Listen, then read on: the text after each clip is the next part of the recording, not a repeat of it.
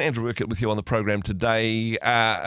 Less than a week on from the US election, lots of questions being asked about. So what influenced the outcome of the election? I just think it was more people voted for one candidate than the other. But of course, being US politics, it's a little bit more complicated than that. Who were the influencers when it came to the outcome, apart from the people that either voted or didn't vote? Joining us on the program now, Executive Director from the Maxim Institute, Tim Wilson. Tim, kia ora. Thanks for your time today.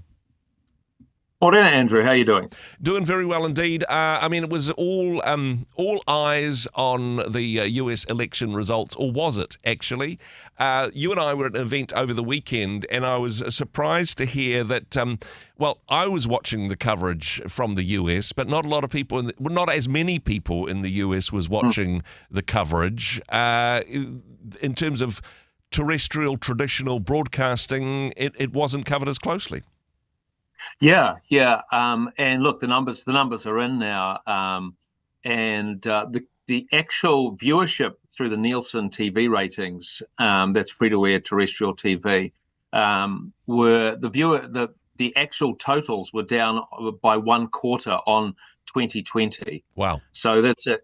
And I would also note that this was an election that was pitched as an apocalyptic contest between good and evil. So you would think viewers might rock up for that, or perhaps they might go, you know what, I'm actually going to turn away because I don't want to know how it ends. Yeah.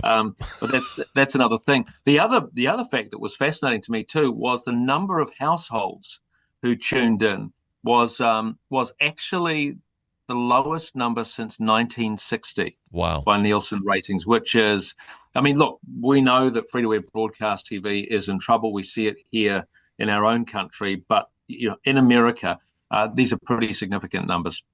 Having said that, though, social media influencers, or influencers more generally, the impact that they had on election results, and I was surprised to hear, for example, that television numbers were this amount, but the amount of people that watched Donald Trump's interview with Joe Rogan on his podcast, that was significantly higher. Two quite dynamic individuals, regardless of your politics. I'm sure it will be an entertaining watch. Yeah, and just look, the difference was, I brandished that 26 million figure for US households. The number of listens, and we're not really comparing Apple, but the number of listens to the Joe Rogan podcast, 47 million. So there's a clear material separation between those platforms. And look, getting into the celebrity part of it, I think that's fascinating. I've actually done a column for Maxim Institute, perhaps provocatively titled "Why Taylor Swift Lost the US Election," because of course she endorsed Kamala Harris, and that didn't go anywhere. Actually, fascinatingly, the vice president actually polled lower amongst 18 to 29-year-olds than Joe Biden did in 2020. My goodness. Yeah. And hey, I'm sure a lot of people that are looking for somebody to blame quite happy to turn their attention to Taylor Swift. Oh, gosh, obviously it was her fault. Our numbers tanked ever since she endorsed us. It actually goes back a bit further than that. And as eager as some people may be to blame Taylor Swift for the ills of the world, I suspect she's more of a diagnostic than a cause. Yeah. But let's actually go back to 2010. There was a fascinating study out of the University of North Carolina about the use of celebrities to endorse political figures. And what they actually determined was that younger people didn't like celebrities telling them who to vote for. Okay. The byproduct of that was they tended to like that candidate less. Oh. The other byproduct of that was that they tended to think less of the celebrity for offering them or taking that position. So that's where I think I can just about, on the basis of that study, just about make that provocative headline work about Taylor Swift losing the US election, i.e.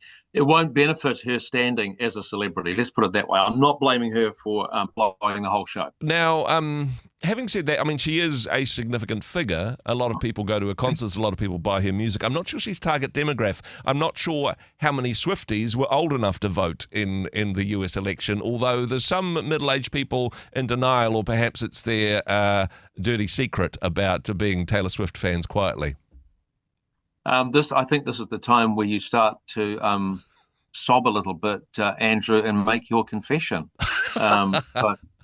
But if you don't want to, that's fine. That's fine. I didn't get a vote anyway, so it wouldn't have influenced. Yeah. But I mean, there were people in an older demographic. Oprah endorsed Kamala Harris, of course. Oprah, Arnold Schwarzenegger, Julia Roberts, George Clooney, etc. But again, and these are people who are part of the legacy media pyramid, if you like. Yep. So you've got movies on the top, TV, and to a lesser extent radio in the middle, and then print on the bottom. And that's all changing. I mean, this is why we're doing this on the radio, but we're also doing it, recording it on Zoom so that people can watch later, because the way to get into people's heads and people's conversations, there's just so many avenues these days. Certainly. And I suppose that new digital space, perhaps championed by Elon Musk in his midriff dance that he was doing on stage at some of the Donald Trump rallies. I mean, he is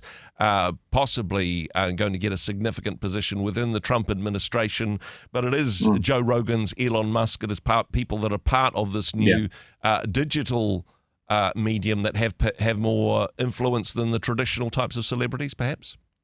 Yeah.